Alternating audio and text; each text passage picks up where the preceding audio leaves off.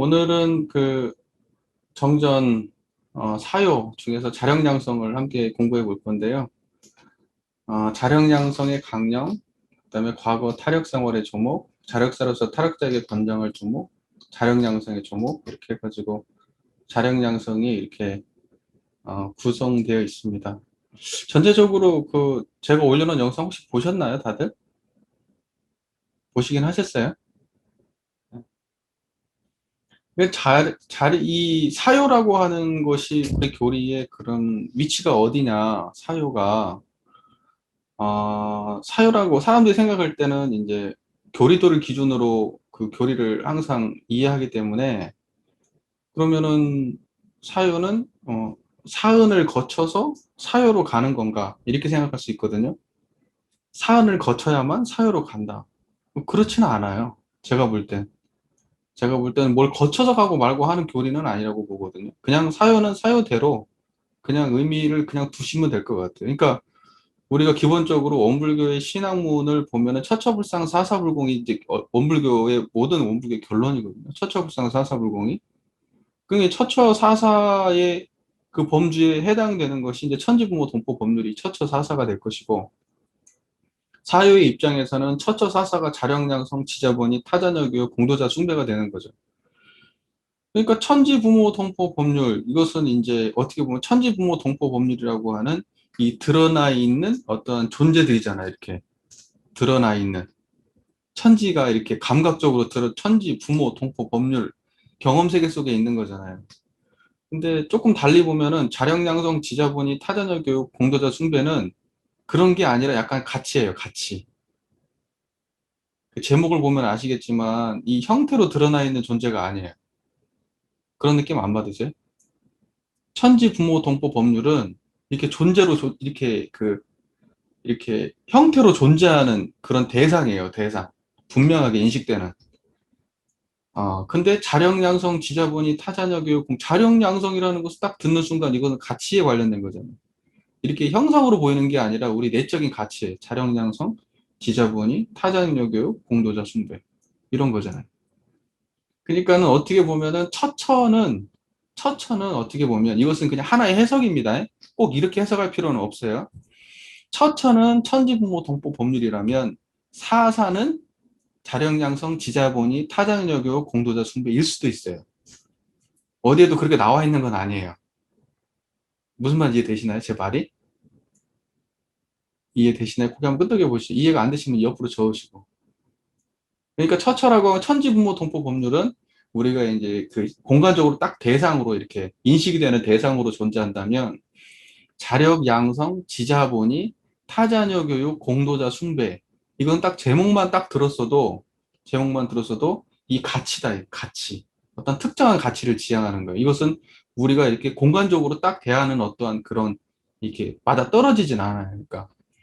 그러니까는 처처 그러면 이건 천지부모 동포 법률은 처처가 되고 사사는 자력양성, 지자본이 타자녀 교육, 공도자 숭배 일, 자력양성 하는 일, 지자본이 하는 일, 타자녀 교육하는 일, 공도자 숭배하는 일 이렇게 사사 이렇게 구분해 볼 수도 있지 않냐라는 거예요. 그냥 꼭 그렇다는 거 아니고 그냥 생각을 그렇게 해볼 수도 있다는 얘기예요. 어쨌든 처처불상 사사불공의 맥락 속에서 자력양성이 있다는 거. 큰 맥락은 이론쌍과 이론쌍 그리고 이론쌍을 처처사사에 드러내는 처처불상 사사불공의 신앙의 그 강령의 조목으로서 자력양성 지자본이 타자녀교 공도자 숭배가 있는데 자력을 양성하는 과정에서 이론쌍을 드러내고 지자의 본의를 하는 과정에서 이론쌍을 드러내고 타자녀 교육 공도자 숭배를 하는 과정에서도 이론쌍을 떠나지 않을 때 그 바르게 이제 그 사유가 실천이 되겠죠. 본의가 그 말 이해가 잘 되시나요? 네. 반응이 없어. 이렇게. 자, 첫 번째 문장을 한번 보겠습니다. 자력 양성의 강령. 자력이 없는 어린이가 되든지 노원한 늙은이가 되든지 어찌할 수 없는 병든이가 되든지 하면 이거니와 그렇지 아니한 바에는 자력을 공부 삼아 양성하여 사람으로서 변할 수 없는 자기의 의무와 책임을 다하는 동시에 힘 미치는 대로는 자력 없는 사람에게 보호를 주자는 것이니라 이렇게 되어 있습니다. 이게 자력이라고 하는 것이 궁극적으로 우리가 자력이라고 하는 것 궁극적으로 뭐냐? 자력이라고 하는 것이 보통 우리가 자력을 얘기할 때 정신, 육신, 물질적 자력을 말하죠. 그러니까 어딘가에 기대지 아니하고 홀로 설 수 있는 거, 홀로 설 수 있는 거 이걸 자력이라고 얘기합니다. 그러니까 자력이라고 하는 것은 근본적으로 정신, 육신, 물질이라고 하는 그 대상, 그 대상으로부터의 자력이에요. 우리는 뭐 생각으로부터 자력을 얻어야 되죠. 그것은 뭐예요? 생각에 흔들림 없는 자리. 감정으로부터 자력을 얻어야 되죠. 감정에 흔들림 없는 자리. 판단으로부터 자력을 얻어야 되죠. 판단에 흔들림 없는 자리. 물질로부터 자력을 얻어야 되죠. 물질에 흔들림 없는 자리. 그 말 잘 이해가 되고 계시나요? 아니비더신의 모든 육근작용으로부터 자력을 얻어야 되죠. 그러니까 그 자력 자리가 뭐냐? 궁극적으로.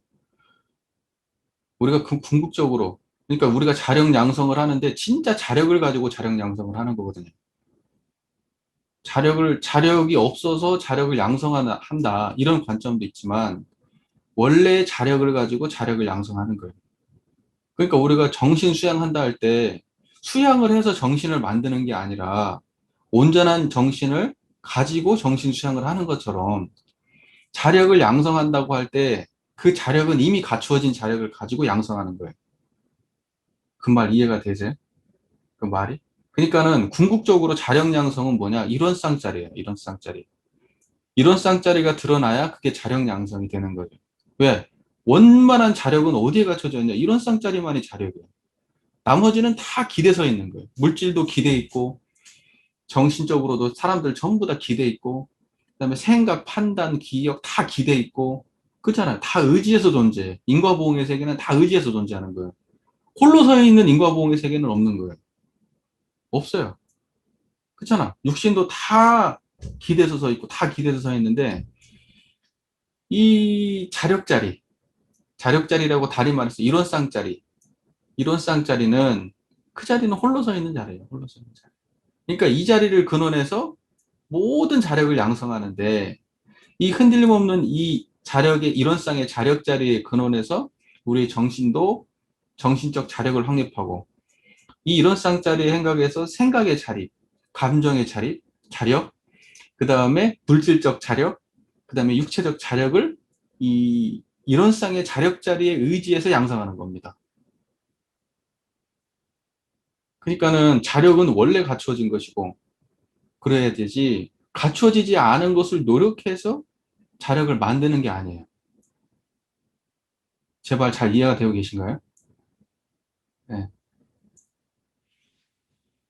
자, 그 자력은 뭐냐? 여기서 이제 자력이 없는 사람에 대한 정의가 나와요. 대종사께서는 이런 사람은 자력이 없다 이렇게 정의를 해요. 생멸 차원의 얘기인데 제가 지금 얘기하는 것은 우리가 항상 불생불멸의 입장에서의 자력을 어떻게 볼 것이냐 이 관점을 여기서 챙기기가 어렵기 때문에 제가 미리 이 말씀을 드리는 거예요. 이것이 근원돼서 우리가 자력 양성을 해야 된다 이런 입장인 거예요. 제 이야기 잘 이해되시죠? 그 말이. 자력이 없는 어린이가 되든지 노혼한 늙은이가 되든지 어찌할 수 없는 병든이가 되든지 하면 이러니와. 자 보세요. 대종사께서는 무자력자를 어떻게 보셨냐면 어린이, 늙은이, 병든이. 어린이, 늙은이, 병든이. 이 셋만 무자력자예요. 대종사가 볼 때는. 그 나머지는 무자력자가 아니에요. 다 자력이 있는 사람들이에요. 그러니까 뭐냐면 생멸 차원의 자력을 말하는 거예요. 불생불멸 차원에서는 원래 갖춰진 자리예요. 이 사람들도 다. 무슨 말인지 이해되시죠? 불생불멸은 모든 일체 중생의 본성이기 때문에 다르지 않아요. 근데 생멸 차원에서는 대종사님께서 이제 이걸 전개를 했을 때는 반드시 불생불멸은 전제하고 생멸 차원의 얘기만을 하시죠. 주로. 그런데 보시면 자력 양성에서는 대종사께서 어떤 것이 자력 없냐? 우리가 정신, 육신, 물질적 자력을 원래 자력의 자리에 근원해서 정신, 육신, 물질적 자력을 이뤄가는데, 그런데, 정신, 육신, 물질적 자력을 어떻게 할 수 없는 사람들이 있다는 거예요. 그 육체적 한계가 분명해서 못하는 거지. 어려서 못하고, 늙어서 못하고, 아파서 못해. 근데 우리가 이제 보통 아프다고 할 때 육신의 아픔만 생각하는데 이 정신적인 것도 이것도 육신의 아픔입니다. 정신병. 정신병이 대부분은 이제 그 화학 반응의 문제로 많이 되잖아요. 그래갖고 그 실제로 정신과 치료를 받을 때는 그 물리적 치료를 많이 하잖아요. 뭐 상담 치료도 많이 하지만 실제로 무슨 이 뇌에서 어떠한 특정한 어떤 물질이 나와가지고 그것 때문에 이제 문제가 생기니까 그걸 화학적으로 통제하잖아요. 예, 그래가지고 정신과 치료에는 사실 그 물리적 방식을 많이 쓰는데 그래서 이제 대부분 보면은 이제 인간의 그 이 정신 활동을 이제 뇌작용, 물질작용으로 보기 때문에 다 그런 방식으로 처방을 하거든요. 그런 쪽으로 제대로 되는 경우는 별로 없어요, 제가 볼 때. 결국은 이제 자기 스스로 이제 내적 그 힘을 얻어야만이 그 근본적으로 해결이 되지, 이 물리적 방식으로는 분명한 한계를 가지고 있는 것 같기는 해요. 근데 이제 그 마음속에서 오만 그 내가 원치 않는 어떤 것이 연상이 된다 하더라도 거기에 물들지 않는 자리가 확립이 된다면 극복할 가능성이 있을 수도 있다는 생각을 하거든요. 실제로 뭐 우울증이나 이런 것들을 다 명상을 통해서 극복하는 경우들이 많이 있잖아요, 근본적으로. 그러니까 여기서 얘기하는 병든이의 그 범주 안에 그 육체적으로, 그러니까 이 몸뿐만이 아니고 우리 마음작용까지도 다 그 병든 사람들까지 포함해야 된다 이 말씀을 드리는 거예요. 쉽게 얘기해서. 우울증도 병든 사람입니다. 병든이에 포함해야 하는 거예요. 그러니까 신경정신과 치료를 받는 사람들 다 병든이에요, 병든이. 심각하게 아픈 경우를 얘기하는 거고, 이제 조금 그런 정도까지는 뭐 아니겠지만은, 제 의도를 잘 아시겠죠? 예, 그러니까는 그 병든 사람이라고 하니까 꼭 어디 뭐 암 걸리고 어디 뭐 사고 나서 허리를 다치고 이런 것만 병든이라고 얘기하면 좀 곤란하다는 얘기를 하는 거예요. 지금 시대에는. 자, 갔다 왔어? 치료 잘 받고 살아? 음, 음, 오케이. 그러니까 어떤 사람이 자력 없는 사람이냐? 그러면 여기서 지금 그 결정 났어요. 지금 대동사께서는 정의를 분명하게 내렸어요. 어린이, 늙은이, 병든이 이렇게 결론을 내리셨어요. 그러면 그 다음에 이렇게 나와요. 그렇지 아니한 바에는 자력을 공부 삼아 양성하여 이렇게 나와요. 공부 삼아 양성하라고 되어 있어요. 그렇지 아니한 사람은 여기에 해당되지 않는 누구라도 자력을 공부 삼아 양성하여 사람으로서 면할 수 없는 자기의 의무와 책임을 다하는 동시에 힘이 치는 대로는 자력 없는 사람에게 보호를 주자는 것이니라. 무자력자 보호에도는 우리 천지부모 동포 법률 중에 어디에 있죠? 부모원이죠, 부모원. 그러면 이제 자력 양성은 어느 관례에 포함되어 있느냐? 꼭 그렇게 연결시킬 건 없지만 부모원의 관례 속에 포함되어 있는 얘기입니다. 이해가 잘 되시죠? 자, 그러면 이제 이런 거예요. 공부 삼아 양성한다. 이게 뭐냐? 공부 삼아 양성한다. 그러니까 뭐냐면 우리는 지금 이런 걸 그 대할 때 어떻게 생각하냐면 그냥 되는 대로 사는 게 아니거든요. 그리고 그냥 먹고 살기 위해서 뭐 하고 이런 게 아니고요. 이걸 공부라고 생각해야 돼요. 어떤 공부냐? 그냥 내가 잘 먹고 잘 살기 위한 뭐 공부 이런 게 아니라 아, 수행이라고 생각하고 해야 되고 수행이라고. 여기서 공부는 제가 보기에 수행을 말하는 것 같아요. 이건 전부 다 수행이에요, 수행. 자력 양성. 수행의 다른 모습인 거예요. 그리고 내가 수행이 갖춰지면 무자력한 사람에게 보호를 줄 수 있는 겁니다. 내가 갖춰진 만큼. 그러니까 자력 없는 사람들은 절대 타인에게 뭘 줄 수 없어요. 내적으로 힘이 병약한 사람들이 다른 사람한테 뭘 실컷 해주고 난 다음에 자기가 상처받잖아요. 그러니까는 자력이 없이 누군가한테 무언가를 해줄 수 있다는 것은 그것은 인과적으로 안 맞는 말이죠. 그러니까 그 사람은 보온의 삶을 살 수 없어요. 근본적으로. 그 결국은 뭐냐. 자력 양성의 기반이 있어야 상은 보온할 수 있다. 이런 얘기도 되는 거예요. 다시 말해서는 수행의 기반이 있어야 보온도 할 수 있다. 이런 얘기도 되는 거고. 이해가 잘 되고 계시죠? 이 말이. 그러니까 정말 대동사께서는 자력을 공부 삼아 양성하라 이렇게 말씀하셨는데 그 공부 삼아 양성하라는 말은 우리가 상당히 그 의미 깊게 연마해 볼 필요가 있는 말씀이다. 이제 이런 생각을 할 수 있는 거예요. 그리고 그 사람으로서 면할 수 없는 의무와 책임이 어떤 게 있을까? 우리가 살다 보면 뭐 가정도 꾸릴 수 있고 밥도 먹고 살아야 되고 뭐 기본적으로 해야 될 그러한 인간사에 그 필요한 일들이 있잖아요. 자력이 없으면 못 하는 거잖아요. 그런 일들이. 그러니까 어찌 보면 대종사께서 얘기하시는 건 너무 그냥 어 어찌 보면 너무 당연한 일이죠. 근데 이제 밑으로 내려가면 이제 그 자세한 이야기가 나오지만 이 앞에서 제가 좀 더 이런저런 얘기를 드리자면 아 지금 우리는 정말 자력을 양성하는데 지금 관심을 가지고 사는 건지 아니면 그냥 그러니까 뭐냐면 자력 양성이라고는 물고기를 잡는 역량이 있거든요. 그런데 지금 우리는 뭐 예를 들면 교육 하나를 놓고 본다 하더라도 물고기를 잡는 역량을 키워주는 게 아니라 그냥 물고기를 던져주고 있고 자본주의 사회가 우리가 이제 어떻게 보냐에 따라서 많이 다른데 역량이 없는 사람들 예를 들면 평등을 주장하는 사람들 입장에서 보면 과연 이 사람들한테 자력을 주자는 건가 아니면 그냥 그대로 살다 죽으라는 건가 그냥 가만히 있어도 들어오는 그런 공산주의 사회 같은 세상은 모든 사람을 무기력하게 만든다 뭐 이런 식의 논리도 있고 또는 이제 또 반대로 이제 성장 중심의 사고를 하는 사람들 입장에서는 자력이라고 하는 것은 그것은 자기가 갖춰진 그 역량만큼 자기가 얻는 거고 그렇기 때문에 그것은 너무나 당연한 것이고 그렇지 않은 애들은 당연히 손해 봐야 되는 거지 이게 그게 공정한 거 아니냐 또 한편에서는 그러죠 야 자력이라고 하는 것 자체가 처음부터 태어날 때부터 똑같았냐 시작부터가 달랐는데 그게 무슨 소리냐 뭐 이렇게 얘기하기도 하고 뭐 여러 가지 얘기를 해요 그러니까 자력이라고 하는 화두는 굉장히 중요한 거예요 왜냐면 시작점을 말해주거든요. 어떤 사람은 노력 자체를 못하는 사람들이 있어. 하고 싫어서가 아니야. 다 누구나 부자 되고 싶고요. 성공하고 싶고요.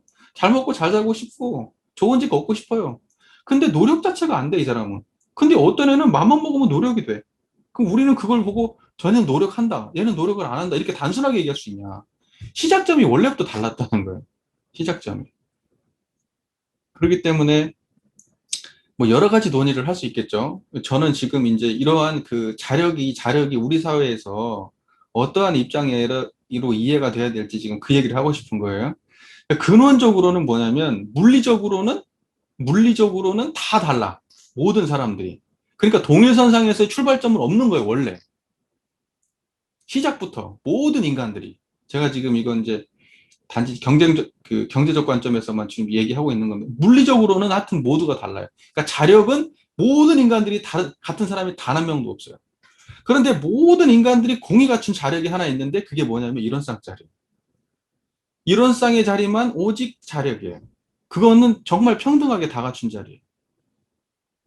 근데 여기서 말씀하시는 것은 그 자리를 아무리 갖췄다 하더라도 물리적으로 갖춘 재능이 있지 않으면 물리적 차이가 급격하게 차이가 난다면 그걸 가지고 사람들의 뭐랄까, 그 차이를 갖다가, 뭐랄까, 일률적으로, 예를 들면 그냥, 왜 너는 못해? 이렇게 이야기하면 안 된다는 거죠. 그게 불공정한 사회일 수 있다는 거예요. 왜냐면 이 사람은 자기가 원한 게 아니거든요, 그걸.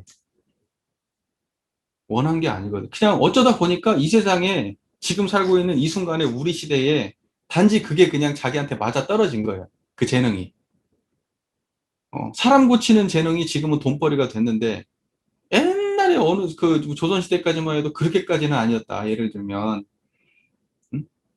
지금은 어때요? 지금은 뭐 철학 같은 거 하면은 뭐 밥 못 먹고 살지만 옛날에는 뭐 성리학 해야지 먹고 사는 시대잖아요. 그래야지 관직도 얻는 거고. 예. 그러니까는 그런 거죠. 예, 그런 것처럼 시대가 그 사람의 역량을 다르게 선택한 것뿐이지 어떠한 특정한 사람들의 역량이 이 시대에 인정받는다고 해서 다른 역량을 가진 사람들이 일방적으로 매도되는 것은 올바르지 않다. 지금 이 얘기를 하고 싶은 거예요. 그러니까 뭐냐면 근원적 자력의 입장에서는 다 같은 것이다. 우주만유의 본원의 입장에서 일체중생의 본성의 입장에서 다 같은 것이고 생멸 차원에서는 인과보응의 현상 차원에서는 시작부터 달랐다. 시작부터. 우리는 이 점을 인식하고 항상 타인을 대할 필요가 있다. 무슨 말인지 이해되시죠? 그리고 그 자체가 아예 안 되는 사람들이 있는데 어리니, 늙으니, 아프니. 그럼 이분들을 어떻게 할 거냐? 이분들은 우리가 떠 안아야 되는 거예요. 떠 안아야 됩니다. 이제 그게 바른 사회예요. 바른 사회. 이제 그걸 어느 선에서 규정할 거냐는 이제 그 구체성의 문제가 또 형평성의 문제가 복잡하게 돼도 되겠지만 그래도 이 사회가 정말 올바로 굴러간다면 자력 없는 사람은 자력 없는 사람으로 인정해 줘야 된다는 거죠. 왜 너 자력 없어라고 얘기하면 안 된다는 거죠. 자, 뭐 쓸데없이 많이 센 느낌인데요. 자, 다음 문장을 보면 과거의 타력생활 조목, 과거의 타력생활 조목 읽어보겠습니다. 1. 부모, 형제, 부부, 자녀, 친척 중에 혹 자기 이상의 생활을 하는 사람이 있으면 그에 의지하여 놀고 살자는 것이며 또는 의뢰를 구하여도 들어주지 아니하면 동거하자는 것이며 또는 타인에게 빚을 쓰고 갚지 아니하면 일족이 전부 그 빚을 갚다가 서로 못 살게 되었으며 이 여자는 어려서는 부모에게 결혼 후에는 남편에게 늙어서는 자녀에게 의지하였으며 또는 권리가 동일하지 못하여 남자와 같이 교육도 받지 못하였으며 또는 사교의 권리도 얻지 못하였으며 또는 재산에 대한 상속권도 얻지 못하였으며 또는 자기의 심신이지만은 일동일정의 구속을 면하지 못하게 되었음이니라 이렇게 되어 있습니다. 자, 그러니까 뭐냐면 대종사께서는 지금 이제 자력 양성에 대한 이야기를 하시면서 옛날에 이랬다라고 하는 이제 일단을 보여주세요. 옛날에 이랬다. 그러면 지금은 어떠냐라고 할 때 지금은 그러면 이러한 것이 완벽하게 해결됐냐? 지금도 유효하다는 거죠. 지금도. 옛날인데 그 대동사님 당대에 하셨던 법문이면 지금도 유효해요. 부모, 형제, 부부, 자녀, 친척 중에 자기 이상의 생활하는 사람이 있으면 그에 의지하고 놀고 살자는 것이며 지금은 이렇죠. 지금도. 지금도 자녀들, 부모님들이 돈 많으면 당연히 자기는 일할 필요 없어요. 부모님이 돈 많은데 왜? 그리고 부모님이 회사가 있으면 자기는 할 거 없어요. 그리고 어때요? 지금은 뭐 그것뿐만 아니라 교회도 지금은 교회까지도 야, 가가지고, 어디 가가지고, 야, 일단은 박사학위, 무슨 신학 박사학위 받아와. 너 이 교회 물려줄게. 목사 일단 안수 받아. 교회 물려줄게. 이렇게 되는 거 아니에요. 지금 그러고 있잖아요. 그 어마어마한 대형 교회가 그런 짓거리를 하고 있잖아요. 예. 종교도 그러고 있는데 뭐 사회는 말할 것도 없죠. 그렇게 의지해서 근데 이게 지금도 그렇지만요. 예전에는 굉장히 심했던 거예요. 이게. 그래가지고 옛날 아시죠? 그 장자 하나만 가르치잖아요. 그래가지고 올인하잖아요. 가난하니까 한 놈만 가르치는 거예요. 장자 하나. 그래가지고 얘가 나머지를 다 먹여 살리는 거예요. 또는 그렇지 않으면요. 한 사람이 일방적으로 희생을 해. 그냥. 그래가지고 나머지를 교육시키는 거예요. 자기는 죽고. 예. 아, 예, 지금 부모님 같은 경우에 보통 부모님들이 요즘 같으면 지금은 먹고 살기가 굉장히 힘든 시기긴 한데 부모님이 이제 돈을 보태주지 않으면 솔직히 집 못 사잖아요. 사는 게 문제가 아니고 웬만큼 돈 많지 않으면 뭐 전세도 못 얻죠. 요즘 같은 시대는 서울은 뭐 아예 뭐 생각할 수도 없는 거고 거기는 지방만 해도 힘들죠, 솔직히. 예. 저희도 지금 뭐 결혼해가지고 결혼생활 지금 10년이 넘어가는데도 예, 벌어온 돈 거의 없거든요. 그러니까 그거 보면 알 수 있죠. 예. 정말 어렵다는 거. 집안집 하기 어렵다는 거. 그러니까 부모님이 도와주지 않으면 힘든 시대가 돼버렸어요, 지금. 그래서 요즘에 그 부모님께 완전히 의지해서 사는 애들 있잖아요. 예, 그냥 부모님께 완벽하게 의지해서 사는 애들. 그거 뭐 캥거루족이라 그래요? 그런 애들. 예. 대종사께서는 이게 지금 과거에만 벌어지고 있느냐, 지금 벌어지고 있는 일 같아요. 예. 그러니까 사유가 지금 해결됐다 이렇게 얘기하기 어려워요. 지금도 계속 연속되고 있는 거예요. 연속되고 있습니다. 그리고 또 우리가 항상 이렇게 생각하거든요. 사유에 대해서. 아니, 지금은 많이 세상이 좋아져서 이제 사유의 조항도 좀 바꿔야 되고 뭐 하고 얘기를 해요. 그런데 세상을 보면요. 대종사께서는 이 교법을 우리나라, 대한민국만 국한에서 이 교법을 내놨을까? 우리는 좀 착각을 하는 경향이 있어. 우리 스스로가 우리를 세계 종교라고 말하면서 막상 해석하는 거 보면 딱 우리나라 안에서만 해서 그래. 이 세상이 지금 그런 세상이 아니에요. 지금 자력양성이 굉장히 필요한 세상이에요. 조금만 고개를 돌려가지고 저 다른 나라를 보세요. 힘든 나라들. 그 사람들은 자력 양성할 생각이 없어요. 따뜻한 나라 사람들은 어떤데요? 그냥 옆에 있는 거 먹고 뜯으면서 살면 그냥 먹고 사는데 아무 지장 없거든. 그런 삶을 비판하고 싶은 생각은 전혀 없어요. 전혀 없는데, 어, 우리의 그 일방적으로 그 사람들의 생활이 무자력하다 이렇게 얘기할 수 없는데, 왜냐면 그건 전부 다 이렇게 문명적 편견에서 비롯된 거지. 사실은 그 다양성을 그대로 놓고 본다고 하면 그 사람들은 아무 문제 없거든요, 사실. 인간의 삶이라는 게 결국은 생로병사밖에 없어요. 그냥 조금 더 잘 먹고, 조금 더 편안하고, 조금 좋은 차 타고, 조금 좋은 집에 살고, 그거 말고 뭐가 있어? 어차피 죽을 인생인데. 가치라고 얘기하지만 사실은 따지고 보면 별반 대단한 것도 없어요. 근데 저는 이제 이 자력이라고 하는 이 범위를 도대체 어디까지, 어느 정도 수준까지 볼 거냐. 막 대기업에 막 들어가서 돈을 많이 벌고 막, 뭐 지금 집을 장만하고 뭐 어느 정도 차를 몰고 뭐 이런 걸로 볼 거냐. 그런 건 아닌 것 같아. 내가 볼 때. 그러니까 뭐냐면 이것을 갖다가 그 절대적 기준을 가지고 적용해서는 안 되고 상대적 기준으로 적용해야 되는. 예를 들면 이게 아프리카에 갔어. 아프리카 사람들한테는 아프리카 사람들이 바라보는 자력의 기준이 있을 것 같아요. 그 사람들이 나름대로 그렇게 행복하게 살겠다고 하면 이 정도 기준에서 이걸 자력이라고 인정하면 그거 자력인 거죠. 왜냐하면 인과보응의 세계는 절대가 없어. 우리는 그 점을 항상 간과하거든요. 가치에는 절대가 없는데 특정한 가치를 절대화시켜가지고 모든 사람, 모든 집단에, 모든 문화에 그걸 공히 적용하는 버릇이 있어요. 자기도 모르게 그냥 흘러가 버려요. 그래가지고 아프리카 사람들은 자력 없는 것 같아. 동남아시아 쪽에 사는 사람들은 자력 없는 것 같아. 왜 그걸 우리 마음대로 규정해요? 그럴 필요가 없는 거죠. 네. 그러니까는 우리 기준에서 딱 그렇게 볼 것은 아니다. 지금 제가 이 말을 드리고 싶은 겁니다. 네. 왜냐면은 우리가 인과보응의 세계를 다루고 있는 거잖아요, 지금. 우리가 사은이라고 하는 사은의 세계, 사은사요의 세계는 인과보응의 신학문이고 인과를 다루는 세계예요. 인과는 기본적으로 필히 변하는 세계고 가치의 균등함으로 대하면 안 되고 절대성 가치가 없어요, 거기는. 너무 상대적 가치가 존재하는 게 인과의 세계거든요. 그렇기 때문에 특정한 지금 우리가 대한민국의 지금 시점에 우리 입장에서 특정의 과거에 살았던 사람들이나 또는 미래에 살 사람들이나 다른 문화에 살 사람들에 대해서 일방적 잣대를 가지고 대한다면 그 사람은 인과를 모르는 사람이에요. 인과에 대한 기본 입장이 안 서 있는 사람인 거예요. 왜냐면 우리는 인과를 대할 때 항상 어때요? 불생불멸, 분별성과 주착심이 없는 자리에 근원했을 때 인과가 온전한 거잖아요.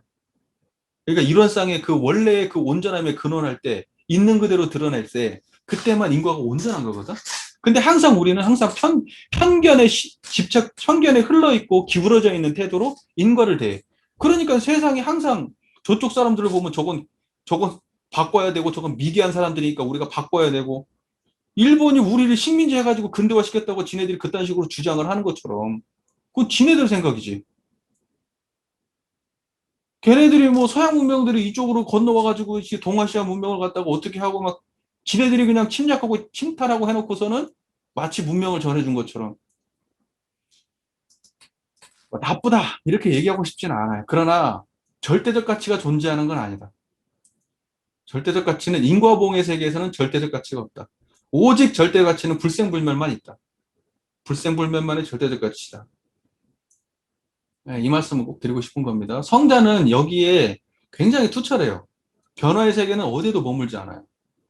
그러니까 변화의 세계에 어디 한 군데를 딱 집착하고 머무는 순간 그 사람은 인과를 모르는 사람이 되는 거예요. 인과는 항상 흐르는 거고 항상 상대적인 겁니다. 그게 인과의 특성이에요. 자, 그러니까 또 그다음에 어, 그 부모, 형제, 부부, 자녀, 친척 중에 자기 이상의 생활을 하는 사람이 있으면 그에 의지하여 놀고 살자는 것이며 이런 마음 자체를 내는 것 자체가 자력 없는 마음이죠. 이런 게 마음 자체를 이렇게 내면 안 되죠. 예. 자력 없는 사람, 자력 없는 마음을 가진 사람이 자력 없는 행위를 하고 자력 없는 삶을 살게 되는 거죠. 그러니까 이 삼박자가 틀린 말은 안 해요. 정신, 육신, 물질이라는 게 이게 삼박자가 원래는 결국 한 마음 어떻게 내느냐의 문제인 거죠. 예. 이게 보면 금방 알 수 있죠.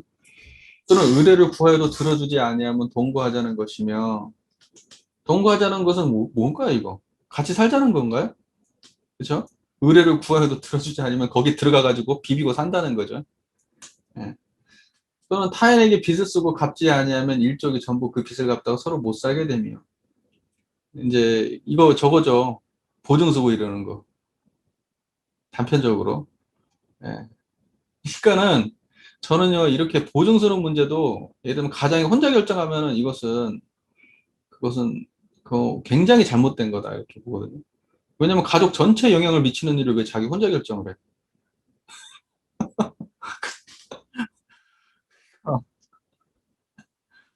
예. 그러니까 뭐냐면 여기서는 어떤 거냐면 빌려주는 그걸 갖다가 예를 들면 타인에게 빚을 쓰고 갚지 아니하면 일족이 전부 그 빚을 갚다가 서로 못 살게 됐다.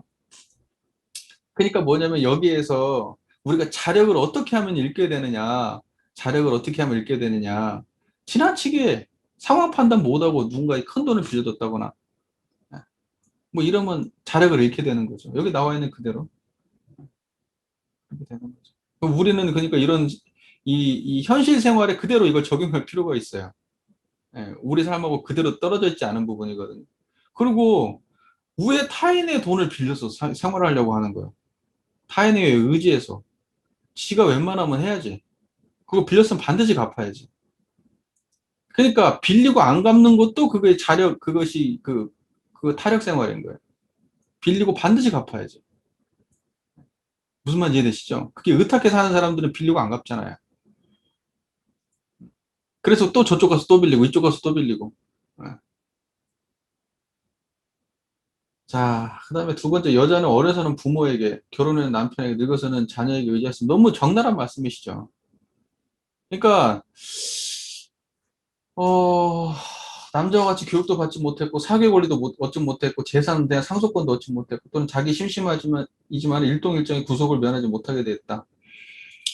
지금은 완전히 이게 괜찮아졌냐? 지금은 아니에요. 다른 모양으로 바뀌었어요. 지금은 약간 분위기가 달라졌어요. 예를 들면 여자가 그 여자들이 뭐냐면 남자들한테 예를 들면 능력 있는 남자한테 시집 가려고 하는 태도 있죠. 이게 지금 이거하고 똑같은 말이에요. 왜 능력 있는 남자한테 시집 가려고 할까요? 왜 내가 거기 가야 저 남편이 돈 잘 버는 남편한테 가야 내가 편히 살 수 있으니까. 왜 얼굴을 꾸밀까요? 왜 좋은 데 할까요? 좋은 남자 만나려고. 이런 사람들이 생각보다 많아요. 생각보다 많습니다. 예, 의외로. 자기 의지로 먹고 살 생각이 처음부터 없어. 나는 이미 예쁘니까. 난 예쁘니까. 왜 내가 예쁜 내가 왜 내 힘으로 돈을 벌어야 돼? 당연히 남편이 해대줘야지. 왜? 내가 예쁜데.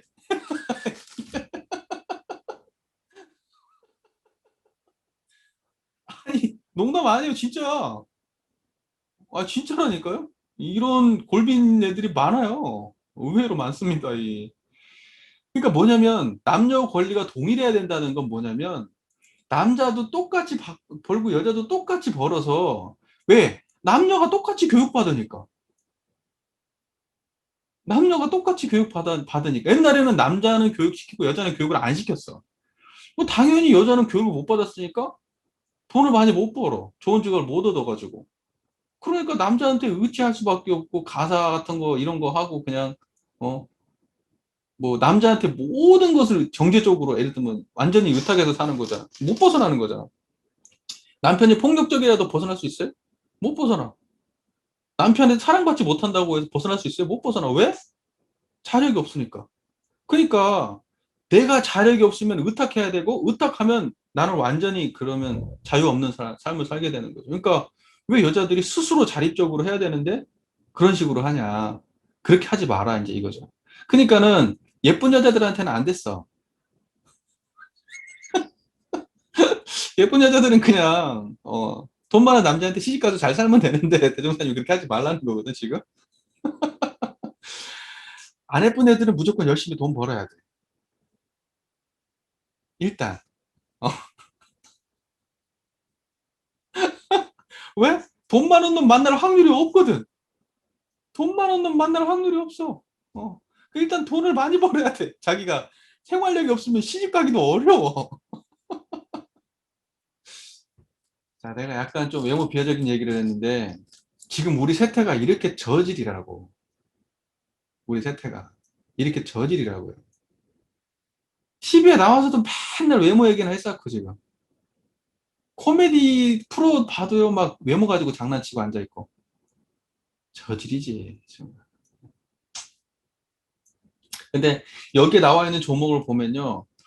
여자는 어려서는 부모에게 의지하고, 결혼 후에는 남편에게 의지하고, 늙어서는 자녀에게 의지하고, 이제는 완전히 이런 사람들이 지금도 있기는 하지만, 앞으로는 이제 많이 좋아질 것 같아요.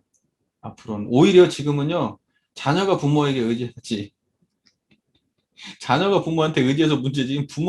부모님들은 웬만큼 자력 있는 부모님들은 자녀한테 의지할 생각 눈꼽만큼도 없는 분들 많거든요.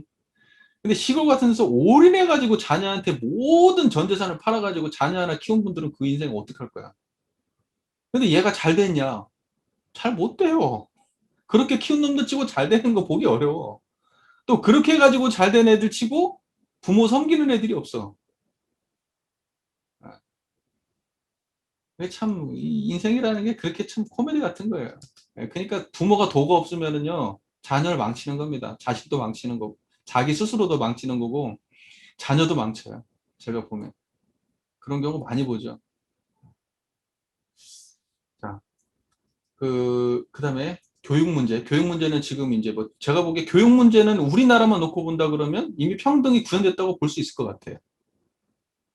전혀 여기에 대해서, 뭐 교육 문제에 대해서는 남자, 여자를 차별해서 교육하는 부분은 없는 것 같아요. 그죠? 제 말, 이건 맞는 것 같죠? 예. 그 다음에 사교의 권리. 사교의 권리 이것도 뭐 마찬가지죠? 뭐 사람들 만나고 하는데 그게 누구 눈치 보고 만나고 이런 시대는 아니죠. 물론 이제 여자들이 밤늦게 다녀가지고 이제 위험할 수 있기 때문에 이제 그런 문제는 좀 있지만 그런 어떤 그런 건 있지만 뭐 사실은 그런 것들 갖다가 통제하고 이런 시대는 이미 아니니까. 그 다음에 재산에 대한 상속권. 재산에 대한 상속권도 마찬가지죠. 요즘은 동등하게 하고 있습니다. 자, 보세요. 그래서 지금 여기에 과거의 타력생활 조목의 내용을 보면 이런 겁니다. 우리 가족에게 의탁하지 마라. 가족에게 의탁하지 마라. 그죠? 부모, 형제, 부부, 자녀, 친척 중에 거기에 의탁하지 마라. 타인에게 의지하지 마라. 타인에게 의지하지 마라. 그리고 여자일 경우에 남자, 부모, 자녀에게 의지하지 마라. 그죠? 지금 이 얘기죠. 어, 어떤 사람들이 이게 남녀 권리 동의를 주장하니까 저는 그 두 가지 양가 감정이 들었어요. 사실은 남녀의 권리를 동의를 주장 어떤 거냐면 음, 여자분들이 이제 앞으로 그러니까 여자분들의 불평등한 그런 것들을 이제는 평등으로 바뀌었기 때문에 그런 면에서는 굉장히 좋은 거지만 한편으로는 여자들의 책임감이 여자들이 이제 자력으로 해야 될 그런 것들이 또 책임이 또다시 부여됐다는 점에서는 그런 면에서는 여자들도 좀 힘든 부분도 있을 수 있을 것 같다는 생각이 들더라고요. 이건 어디까지나 자력 없는 사람 입장이죠. 자력 있는 사람 입장, 이건 뭐 가당치도 않은 얘기죠. 네. 자, 그다음에 3번 자력서로서 타력자에게 권장할 조목. 자력 있는 사람이 부당 의뢰를 구할 때는 그 의뢰를 받아주지 않을 것이요. 제일 고민되는 게 이거 아니에요? 교당에 와가지고 그 예를 들면 이제 노숙자 거린들이 와가지고 교당 띵동띵동 누르고 돈 달라고 할 때 돈 주면 이제 거기 돈 잘 주는 곳이라고 사람들이 떼거지로 몰려온다. 어쩌다 한 번씩 발생하는 일이면 뭐 좀 줘서 보낼 수도 있는데 아, 그렇지 않단 말이죠. 뭐 이럴 때 좀 곤란해요. 근데 요런 걸 이야기하는 것 같지는 않고요. 요런 걸 이야기하는 것 같지는 않고 이제 자기하고 아는 사람들 관계겠죠. 전혀 모르는 사람들이 돈 달라고 하는 거 가지고 써놓은 것 같지는 않고요. 자력 있는 사람들이 부당한 구애를 구한다고 할 때는 그때 자력이 있다라고 하는 것은 예를 들면 이 얘기예요. 첫 번째 정의하고 딱 그대로 이해하시면 돼요. 어린 것도 아니고 늙은 것도 아니고 병든 것도 아니야. 자, 이 세 가지예요. 어린 것도 아니고 늙은 것도 아니고 병든 것도 아니야. 그러면 이 사람은 자력 있는 사람이라는 거예요. 이런 사람들이 우리는 받아주지 않아야 된다는 거예요. 그 의도가 뭘까요? 의도가. 왜 이렇게 쓰셨을까요? 이렇게 쓰신 이유는 의지하는 태도를 차단해서 그렇게 그 예를 들면 그 부당한 의뢰를 구하는 사람이 스스로 자력을 얻어서 살 수 있게 하기 위해서 부당한 의뢰를 받아주는 버릇을 들이면 이 사람이 자력을 세울 수 없다라고 생각하기 때문에 이렇게 하시는 거잖아요. 그러니까 이러한 관점은 굉장히 중요한 거죠. 사실은. 그러니까 어떤 사람을 자력자로 보고 어떤 사람을 무자력자로 볼 것이냐라고 할 때 우리가 이걸 굉장히 지혜롭게 판단해서 이걸 가리를 타야 되는 거죠. 무자력자라고 한다 그러면 돕는 게 당연하고요. 돕는 게 당연하고 자력자라고 하면 안 돕는 게 당연한데 그럼 어떤 기준을 가지고 자력자, 무자력자를 나눌 거냐? 자, 예를 들면 어디까지가 노혼한 거냐? 늙은이냐? 어디까지가 어린애냐? 또는 어디까지가 병자냐? 이거예요. 그러니까 실제로 이것을 사회에 적용하면 간단치 않아요. 생각보다. 구체적으로 적용할 때는. 무슨 말인지 이해가 되시죠? 너무나 그리고 또 어떤 사람은 똑같은 나이라도 굉장히 자력적, 건강도 좋고 활발하게 하시지만 어떤 사람은 똑같은 나이라도 너무나 안 좋을 수도 있는 거고 젊은 애도 마찬가지예요. 젊은 애도 마찬가지고 또 병 들었다고 해도 병의 종류에 따라서 너무나 다양하거든요. 또는 아픈 사람이라도 불구하고 자력 있는 사람들은 또 할 일 다 해요. 또 그 아픔을 참아내고 할 사람들은 다 해요. 그러니까 그게 너무나 다양한 거예요. 그러니까 그런 사람들이 자력이 있는 사람일 거 아니에요. 예. 오히려 그런 사람들 더 도와주고 싶지 않아요? 아픈데 열심히 하는 사람. 막 젊은데 열심히 하는 사람. 막 이런 사람도 도와주고 싶잖아요. 그러니까 그래서 중요한 얘기는 뭐냐면 여기서 중요한 핵심적인 이야기는 뭐냐면 자력 있는 사람들은 도와주지 말라는 거예요. 단순하게 얘기해서. 그 기준은 정확히 나누기 어렵다. 현실적으로는. 잘은 모르겠다 나는. 하지만 대종사께서 말씀하시는 분명한 얘기는 자력자를 도우면 안 된다. 자력자는 스스로 할 수 있게 해야 된다. 그것이 핵심적인 내용입니다. 근데 우리는 이제 왜 이렇게 못하냐? 원근 친소에 끌려도 못하지. 내가 안 도와주면 미운 놈 되니까. 인간관계 깨지거든. 나쁜 놈이라고 소리 듣고 차가운 놈이라고 욕 듣거든. 그러니까는 안 도와줄 수가 없어. 근데 진짜 어떤 게 잡이냐? 끊을 때 끊을 수 있는 게 진짜 자력 있는 사람이겠죠. 네. 아, 생각해보세요. 부당한 의뢰를 받아줬어. 보증을 섰어. 인간관계 지키겠다고. 그러면 가족이 같이 죽는 거 아니에요?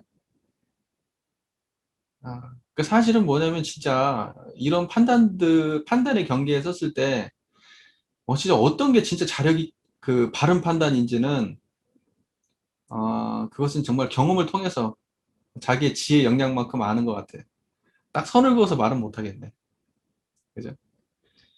그 다음에 두 번째, 부모로서 자녀에게 재산을 분급하여 줄 때는 장자나 차자나 여자를 막론하고 그 재산을 받아 유지 못할 사람 외에는 다 같이 분급하여 줄 것이요. 이렇게 안 하면 안 되죠, 요즘은. 네, 요즘은 이렇게 다 합니다. 예전에는 왜냐면 남자 아이 장남이 다 가져갔잖아요.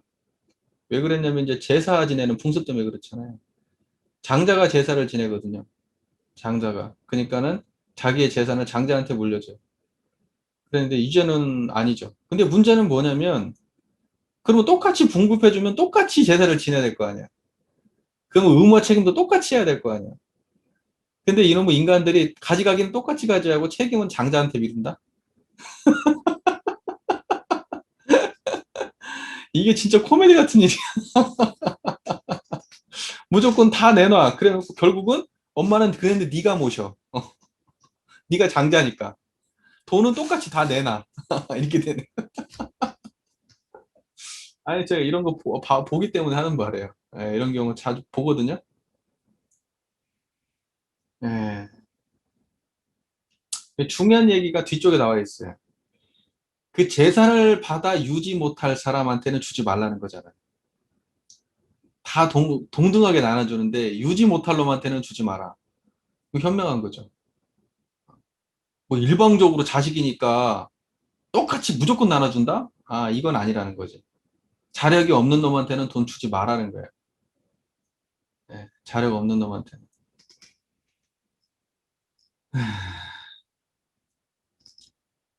그리고 3번, 결혼은 물질적 생활을 각자 자립적으로 할 것이며 또는 서로 사랑에만 그칠 것이 아니라 각자의 의무와 책임을 치료할 것이요. 보세요. 이제 물질적 생활을 자립적으로 하라잖아. 남녀가 다. 그러니까 남자도 돈 벌고 여자도 돈 벌어야 되는 거예요. 무조건. 근데 이제 여자가 이제 아이를 낳아서 키우는 그 과정에서는 여자가 쉴 수 있고 사회적으로 도태되단 말이에요. 사회적으로. 이제 이런 것을 어떻게 메꿔주느냐, 이제 이런 게 과제인 거죠. 사회적 과제. 왜냐면 여자들이 이제 그렇게 직장에서 쉬는 과정에서 나중에 복귀하는 게 문제가 된단 말이죠. 그러니까 이런 게 문제되지 않는 특정의 몇몇 집단분들한테 여자들이 몰리는 거예요. 그러니까 학교 가면 다 여자 선생밖에 없는 거예요. 학교에 선생이 여자밖에 없어요. 남자 없어요. 거의. 물론 여자분들이 공부를 잘해서 그렇겠지. 능력이 좋아서. 그건 뭐 시험 봐서 하는 거니까. 무슨 뭐 성별. 근데 재밌는 건 뭔지 아세요?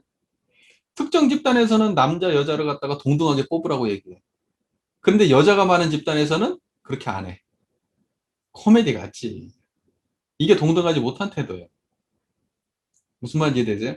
왜 선생들도 남자한테 퍼센트를, 어느 정도 퍼센테이지를 줘야 될 거 아니야. 예? 아이고, 국회의원은 의석수가 어쩌고, 뭐, 다, 어디에든 뭐 해가지고, 어느 정도 비율을 맞춰야 된다. 그렇게 얘기하면, 선생님도 그래야 되는 거 아니에요? 근데 거기는 거의 여자거든요. 그러니까 이게 공정하지 않은 거예요. 그러니까 뭐냐면, 재밌는 게 뭐냐면, 요즘에, 제가 이제 이런 얘기하면 여자들한테 욕먹을지 모르지만, 전 솔직하게 말씀드리면, 남녀가 불평등했던 시절이 있었잖아요. 예전에는 여자가 더 위에 있었던 시절이 있었어요. 그죠? 그런데 이제 조선시대에 이제 말좀 해가지고는 이제 완전히 이제 남자하고 여자가 완전히 불평등한 시대로 접어들었고, 지금은 어떤 시대가 되면 또다시 평등으로 가는 게 아니라 불평등이 되고 있어요. 제가 이걸 대표적으로 얘기하는 것 중에 아까 이런 거예요.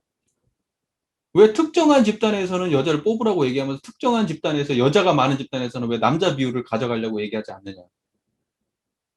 않느냐라는 거예요. 또는 왜 군대에 있어서 남자만 군대 가고 여자는 군대 가지 않느냐. 이런 거예요. 이런 얘기 들으면 황당하지. 군대는 당연히 남자만 가는 거지. 아니에요. 우리나라 저기 뭐야 여자도 가는 군대 가요. 이스라엘 이런 데는 다. 예. 그리고 군대라는 게 꼭 총 들고 보병만 있는 게 아니에요. 군대 가면 할 일이 얼마나 다양한 일이 얼마나 많은데요. 총 드는 일 말고도. 왜 남자만 군대 가냐고? 이게 불평등한 거라니까? 이거 생각하면 지금 이거 내가 지금 나도 이런 생각을 하는 게 쉽진 않았어. 내가 이런 생각을 하는 게 쉽진 않았어요. 예, 쉽진 않았어. 왜 욕먹을 것 같아서. 그리고 이게 너무나 이게 저기 뭐랄까, 이 남녀의 이 육체적인 어떤 이런 걸 그 배려하지 않은 말이라고 생각을 했거든요. 근데 생각해보니까 아닌 것 같아요. 암만 생각해봐도 대종사의 스타일은 절대적 평등이에요, 그냥. 그러니까 몸이 다른다. 그러면 얘 좀 최소한 이 정도는 됐었어요. 내가 이런 생각한 이유는 남자들이 군대 가산점을 빼면서, 어? 왜? 남자들이 2년 동안 군복무하고 왔는데 왜 군가산점을 빼지? 그럼 남자들은 그냥 2년 동안 일방적으로 때려받고 오는 거잖아. 근데 이걸 주장하니까 여자들이 어떤 주장을 하냐면 여자는 애 낳잖아. 근데 나는 처음에 그 얘기를 듣고, 그러네? 근데 생각해보니까 그건 선택이잖아. 선택할 수 있어. 근데 군대는 선택이 없어. 무조건 해야 돼. 그래서 이건 평등의 문제가 아니야. 이거 불평등하다. 자, 이런 이야기는 너무나 좀 어떻게 보면은 이게 좀, 의견이 많이 갈릴 수 있는 문제인데, 한번 던져보는 겁니다. 던져보는 거예요. 근데 보세요. 자, 우리 이거 한번 봅시다. 제가 하고 싶은 얘기는 이거예요. 자, 지금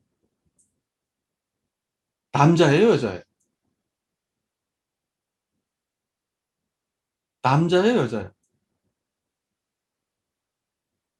우리가 어느 지점에 서서 판단해야 될까? 여자는 꼭 여자의 지점에 서서 판단하고요. 남자는 꼭 남자의 지점에 서서 판단해. 이제 우리가 도를 이야기할 때는 최소한 대종사님의 입장을 얘기할 때는 남자도 여자도 아니라면 이걸 어떻게 볼 거냐. 우리가 그렇게 판단해야 이게 올바른 판단이라고 저는 생각합니다. 항상 자기의 어떤 포지션을 가지고 자기 입장을 고수하는 입장에서 나는 여자야 라고 하는 입장에서의 판단은 공정하지 않을 거예요. 남자도 마찬가지예요. 나는 남자야 라고 생각하는 입장에서의 판단은 절대 옳지 않을 겁니다. 남자도 아니고 여자도 아니어야 공정한 판단이 나오는 거예요. 전 남녀 문제 해결의 방식은 반드시 내가 남자도 아니고 여자도 아닌 입장에 어떻게 쓸 수 있냐. 다시 말해서 분별성과 주착심을 어떻게 내려놓고 모든 사안을 대할 수 있느냐. 남녀 문제의 사안. 여기에 그 해결의 실마리가 있다 이렇게 생각합니다. 그렇지 않아요? 나에게 스스로 물어봐. 네가 남자야 여자야? 모르겠는데?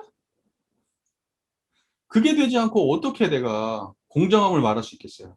이미 나는 여자고 이미 나는 남자인데 완벽하게 여자고 완벽하게 남자인데 무슨 말인지 이해되시나요? 예, 그래서 이게 예를 들어 이론상의 관점으로 이걸 받아볼 필요가 있습니다. 이론상의 관점으로 남녀의 문제에 대해서는 답을 말하는 게 아니에요. 답은 없어요. 저는 아무것도 모르겠어요. 너무나 다양하고 뭐 복잡한 문제이기 때문에. 그러나 하나 확실한 건 어느 입장에 서가지고 어느 입장만을 대변하는 것은 옳지 않고 어떻게든지 평등의 문제로 가야 되지 옛날에 불평등을 바로잡는다고 또 다른 불평등을 야기하는 방식으로 가는 건 옳지 않다. 이제 이 말이죠. 자, 그리고요. 그 물질적 생활 자립적으로 하는 문제에 있어서 예전에 나중에 대종사님이 이제 문패도 각자 단다 그래요. 그러니까 아예 이제 따로 산다 그래. 그러니까 완벽한 자력을 말씀하세요. 물질적으로. 예. 예전에는 참 이런 게 잘 안 받아들여졌거든요. 이런 게. 왜 이렇게 정이 없이 살지? 뭐 이렇게, 왜 이렇게, 어? 뭐, 같은 부부가 왜 이렇게 그냥 정감 없이 무슨 뭐, 돈을 그냥 이건 네 돈, 이건 내 돈 이러면서 사나. 근데 지금 보면은요, 대종사가 진짜 완전히 진짜 심각하게 앞서갔던 양반이구나라는 생각을 제가 하거든요. 예. 그러니까 물질적 생활을 자립적으로 하는 게 너무 당연하고 맞는 말인 것 같아요. 그래야 여자가 남자한테 예속되지 않습니다.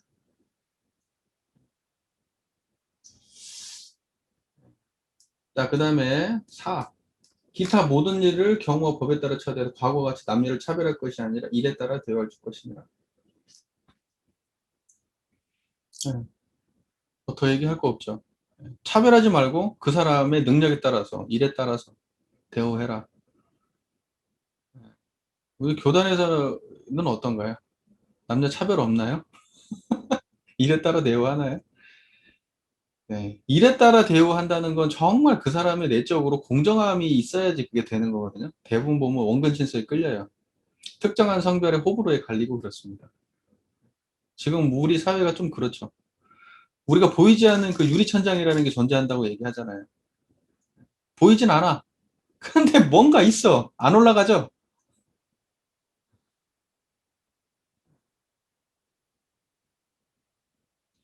그 다음에 네 번째, 자령양성의 조목. 남녀를 물론하고 어리고 늙고 병들고 해 어찌할 수 없는 의뢰면 이언이와 그렇지 않은 바에는 과거와 같이 의뢰 생활을 하지 아니할 것이요. 예. 아까 앞에서 자령양성의 양성의 강령에서 나왔던 얘기하고 일맥상통하는 얘기죠. 예. 남녀를 물론하고 어리고 늙고 병들고 하여 어찌할 수 없는 의뢰면이여 그렇지 아니한 바에는 과거와 같이 의뢰 생활을 하지 않을 것이고 네가 이런 상황이 아니라면 의뢰 생활을 하지 마라. 네가 정말 나이 먹어서 또는 네가 너무 어려서 또는 네가 병이 들어서 네가 자력생활 할 수 없는 상황이 아니면 의뢰 자체를 하지 마라. 네 스스로 해라. 모든 것을. 이런 의미죠. 그 다음에 여자도 인류 사회에 활동할 만한 교육을 남자와 같이 받을 것이요. 지금 그렇게 하고 있죠. 지금 그렇게 하고 있습니다. 똑같이 받아야 됩니다. 그러니까 인류 사회에 활동할 만한 교육을 남자와 똑같이 받았기 때문에 남녀가 똑같이 대우를 받아야 돼요. 그리고 의무도 똑같이 행해야 됩니다. 의무도. 차별받지 않았기 때문에. 그 다음에 3. 남녀가 다 같이 직업에 근실하여 생활의 자유를 얻을 것이며 가정이나 국가에 대한 의무와 책임을 동등하게 이해할 것이다. 가정이나 국가에 대한 책임, 이때 국가에 대한 책임은 무슨 뭐 납세의 의무 뭐 이런 것도 다 있겠지만 이제 가장 차별적인 게 이제 국방의 의무겠죠. 내가 그래가지고 이런 거 가지고 국방의 의무 얘기했다가 이제 욕 들어먹은 거 아니겠어요? 아니, 너 아들하고 딸이 있는데 난 우리 딸이 군대 가는 거에 대해서 난 전혀 어색하지 않은데? 나는 아빠 입장에서 반대 안 할 것 같은데? 왜 아들만 가고 딸은 안 가? 아들도 갔으면 딸도 가야지. 그다음에 네 번째, 찾아도 부모의 생전 사후를 과거 장자 예로서 받들 것이니라. 그러니까 찾아도 장자고 똑같이 해도 왜냐면 교육도 똑같이 받았고 재산도 똑같이 물려받았고 그랬으면 부모도 똑같이 모셔야 될 거 아니야. 장자를 해방시켜 준 거 아니에요? 옛날에는 장자가 그 모든 책임을 가지고 살잖아. 우리나라를 놓고 보면 대동스럽게 해방시켜 준 거예요, 사실.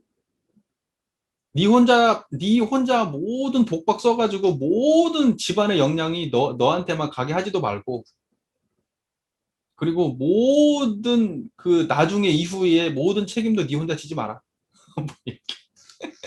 조금 달리 해석해 볼 수 있겠죠. 이제 이런 게 평등이죠. 그러니까 사유를 이야기할 때는 항상 우리가 얘기합니다. 전반 세계 건설, 전반 세계 평등 사상, 그죠? 그러니까는 이 사유라고 하는 건 이제 대동사의 그 평등 사상에 기반한 얘기입니다. 자력 양성에서의 가장 이제 중심적으로 많이 나오는 얘기는 이제 어때요? 가족 관계에 대한 유산에 대한 평등의 문제, 그 다음에 남녀에 대한 평등의 문제, 또는 권리에 대한 평등의 문제, 뭐 이런 문제들 지금 다 여기 짚어주고 계시죠. 그 다음에 이제 평등의 문제인데 여기에서 차등이 있는데 차등은 뭐냐면 무자력자와 자력자, 무자력자와 자력자입니다. 그리고 대동사께서 분명히 말합니다. 무자력자는 도와야 되고 의뢰할 수 있어요. 하지만 무자력자가 아니라면 도와줘서는 안 됩니다. 근데 무자력자의 기준이 좀 애매하다는 거, 저도 잘 모르겠다는 거. 자, 이 정도 하고요. 여기에서 혹시라도 함께 나누고 싶은 말씀 있으시면 말씀해 주시면 좋겠습니다.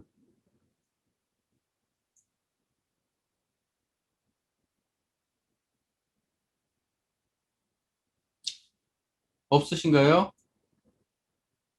종사님도 없으시고요. 도원도 없고, 네. 지저분이 넘어가겠습니다. 지저분이 읽어볼게요. 네.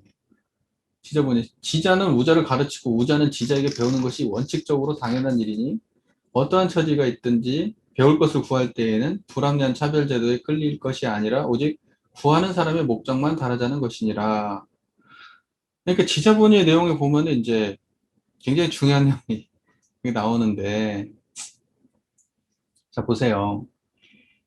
어, 대종사께서 이제 그 평등에 대한 이야기가 이제 사연대 평등의 기반. 평등은 어디가 평등일까요? 절대적 평등의 자리는 어디입니까? 청정한 자리가 평등의 자리예요, 사실은. 현상적으로 나눠져 있는 인과의 세계 속에서는 차등만 존재하지 평등은 원래 없어요, 거기는. 거기서는 이제 최대한 그 과정 속에서 그 합리적 과정을 통해서 평등을 맞출 뿐이지, 원래 완벽하고 변하지 않는 평등함은 청정한 그 자리밖에 없어요. 그럼 평등한 세상을 어떻게 구현할 수 있느냐? 인과의 세계를 어떻게 평등하게 구현할 수 있느냐? 내가 어딘가에 편착되지 않아야 되고, 원근 친서와 희로애락과 시비에 끌리지 않는 그러한 내 마음의 대중만이 인과의 세상을 평등하게 구현할 수 있어요. 내가 어느 입장에 서 있다? 내가 어느 편에 서 있다? 내가 어떤 호불호가 있다? 그러면 그 사람은 이미 평등에 설 수 있는 입장이 아니에요. 항상 기울어져 있죠. 그 사람의 생각과 판단은. 그러니까 입장이 없는 사람으로 내가 쓸 수 있느냐? 입장이 없이 내가 이쪽 양쪽을 다 들어볼 수 있는 그러한 완벽히 자유로운 입장에 쓸 수 있느냐? 그건 이런 쌍 말고는 없어요. 이런 쌍 말고는. 오직 이런 쌍의 자리만이 그 이런 쌍의 자리가 나의 삶의 중심이 될 때만이 그걸 저울을 바르게 달아볼 수가 있는 겁니다. 0점 조절이 안 돼요. 대부분의 사람들은 기울어 있습니다. 예, 0점 조절이 안 돼요. 우리 법위로 따지면요, 최소한 법과 항마일을 넘어가야 돼요. 예, 그래야지. 왜냐면 탐진치가 없으니까. 자기 호불호가 없는 사람들이거든요. 예, 그 정도 돼야 대소유무이치가 밝다 이렇게 얘기하는 거고, 대소유무이치에 따른 인간의 시비애를 건설한다 하면 출가위까지 가야 되죠. 그러니까 최소한 항마는 돼야 되고, 진짜 제대로 구현하는 사람은 출가위부터예요. 출가위부터는 차별을 해도 평등해서 나와요, 그거. 그러니까 온갖 차별 세계를 평등의 자리에서 차별 세계를 온전 시비애를 바르게 구현하려면 출가위부터죠. 그래서 출가위부터를 제법주라고 할 수 있는 거예요. 제법주라고. 대종사께서는 제법주를 정산종사만 제법주라고 그러셨어요. 정산종사 말고는 우리 교단 안에 제법주라고 불렸던 분이 없어요. 뭐 자칭했든지 아니면 저 밑에서 누가 추전했는지는 모르겠지만 대종사께서 제법주는 정산종사에다 제법주라고 말씀하셨어요. 정산종사를 제법주라고 말씀하실 때는 정산종사가 출가의 정도 되는 신법을 가졌다라고 꼭 얘기할 수는 없지만 왜냐하면 대종사께서는 예비 법마 상정까지밖에 사정을 안 하셨기 때문에 그 정도의 수준에 되는 제자라고 대종사께서 인정하신 거겠죠. 예, 제법주라고 인정할 만한 제자다. 네. 자, 그러니까는 뭐냐면요.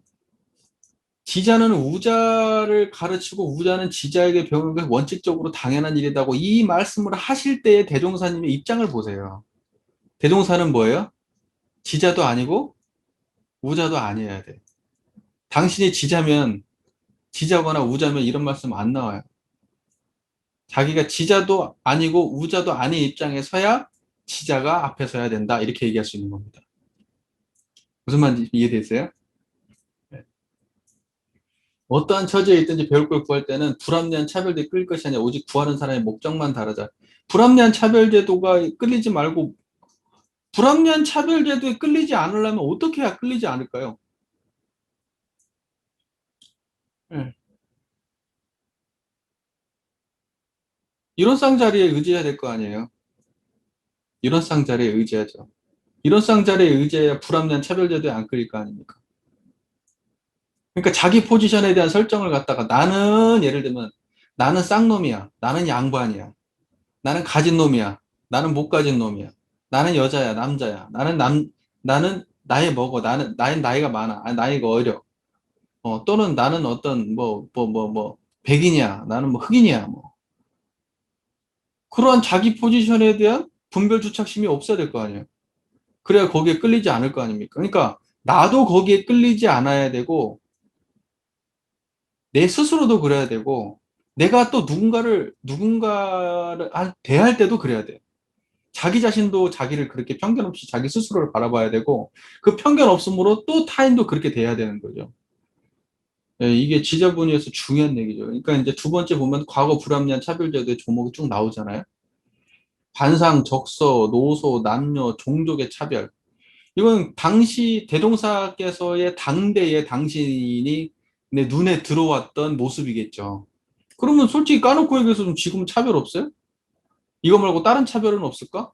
지자본의의 강령에 과거 불합리한 차별제도의 조목이 있다고 하니까 우리는 그냥 대종사님의 이 법문 말씀이 옛날 법문으로 박제를 하면 안 되고 과거 불합리한 차별제도의 조목을 딱 얘기하는 순간 지금 우리의 차별제도하고 연관시켜서 이 지혜를 가지고 지금을 살펴야 되잖아요? 이 지혜로 지금을 살펴야 되잖아요? 뭐 없냐고 지금. 여기에는 지금 반상의 차별 그랬는데 양반 쌍놈이 지금은 돈이잖아. 돈이잖아. 돈에 차별이 없나? 그 다음에 배운 사람과 못 배운 사람, 이거 차별 없나? 네, 있잖아. 적서의 차별, 노소의 차별, 남녀, 종족의 차별. 우리 안에, 그러니까 뭐냐면 이것은 뭐냐면 금강경에 나와 있는 아상이상, 중생상, 수자상의 다른 모습이에요. 이게. 우리 안에 모든 수많은 차별상들은 다 타파의 대상이야. 근데 우리가 지자를 제대로 모시지 못하는 그러한 사회가 된다면 진짜로 똑똑한 사람이 윗자리에 올라가지 못하고 진짜로 정의로운 사람이 윗자리에 올라가지 못하는 세상이 되면 그 세상이 어떻게 되겠어요? 왜 그 사람이 못 올라갈까? 진짜 능력 있는 사람이 윗자리에 못 올라가지 못하는 이유가 뭐예요? 저 새끼는 서울대 안 나온 놈이라 그런 거 아니에요? 어? 능력이 있건 없건 그거 중요하지 않아. 저는 뭐 서울대 나온 놈이 아니야. 또는 쟤는 나하고 어떤 그 인맥이 없는 놈이야. 그러니까 난 쟤는 인정 못 하겠어. 이래서 지금 우리나라가 이꼴나는 거 아니에요? 우리 저기 회장님이 이제 저기 금호타에서 근무하셨는데 인사고과를 보게 됐는데 당신이 하도 인사에 밀려가지고 도대체 어떤 놈들이 이렇게 인사가 올라가라고 봤더니 그 뒷면에 있는 사람들이 전부 다 장관, 조카, 뭐 어디 뭐 국회의원 뭐 다 그런데요. 하나도 빠짐없이 다 그러더래. 그런 놈들은 그냥 승승장구하는 거예요. 왜 그런 놈들을 데리고 있어야 회사에 도움이 되지. 뭔 일 있을 때 다 그 연줄로 뭔 일을 해결하고. 예. 그러니 무슨 뭐가 뭐 어떤 사람이 올라가겠어? 이거 다른 걸로 따지면 이거 반상의 차별 아니에요? 가진 놈들끼리 해먹는 거 아니야? 그러니까 진짜로 그 기업을 정말 바르게 키울 인재가 있다 한들 써지겠어? 그럴 일이 없지. 안 그러겠어요? 이렇게 되는 거지 뭐. 이렇게 되는 거야. 남녀를 가르지 남녀도 엄청 많이 가르잖아요. 남녀. 그 종족도 지금 엄청 가르죠. 흑인이래, 백인이. 지금 혐오 범죄가 지금 뭐 저기 뭐 미국에서 그렇게 많다며 지금 코로나 때문에 이 아시아계를 한테 폭력을 지금 행사한다면서요. 이런 짓거리 하고 있잖아요. 아직까지도 비기한 사람들이. 음. 보세요. 그러니까 이 세상이 사람을 보는 안목이 왜 가리냐? 사람을 보는 안목이 자기가 차별에 끌려 있으면 사람이 안 보여. 사람이. 사람이 안 보이면 엄한 놈이 올라가고 엄한 놈이 어설픈 엄한 놈이 올라가면 그 집단 망하는 거예요. 우리가 대통령 선거할 때 표를 하나 던진다고 할 때 우리도 전부 다 자기 차별 세계 속에 빠져 있는 거 아니에요? 그런 거 아니야? 그러니까 참 이런 걸 타파하는 게 정말 어려운 문제죠. 어려운 문제. 물론 좀 이게 좀 말이 세긴 했지만 그러니까 이제 지자본이라고 하는 것은 어떨까요? 이 세상을 갖다가 낙원세계 만드는 굉장히 중요한 항목인 거예요. 이 세상을 평등 세상을 만들려면 기본적으로 내 내적 태도가 평등해야 되고 내 내적 태도가 평등할 때 세상의 옳음과 그름 또는 여기서 얘기하는 지자와 우자가 바르게 드러나고 그죠? 내 내적 태도가 평등하니까 이 현상의 인과가 바르게 있는 그대로 만상이 형형색색으로 그대로 드러나고 그래서 우리가 옳은 판단을 할 수가 있다. 그리고 이런 사람이 저 위로 올라가야 될지, 어떤 사람은 절대 올라가면 안 될지 그런 판단이 생기는 거죠. 자, 그 다음에 3, 지저분의 조목을 볼게요. 솔성의 도와 인상의 독행이 자기 이상이 되고 보면 스승으로 할 것이요. 솔성의 도와 인상의 독행, 솔성의 도와 인상의 독행이 뭐죠? 마음 쓰는 거. 성품을 거느리는 거니까 마음 쓰는 거. 그러니까 마음 쓰는 게 이건 도가적인 얘기죠.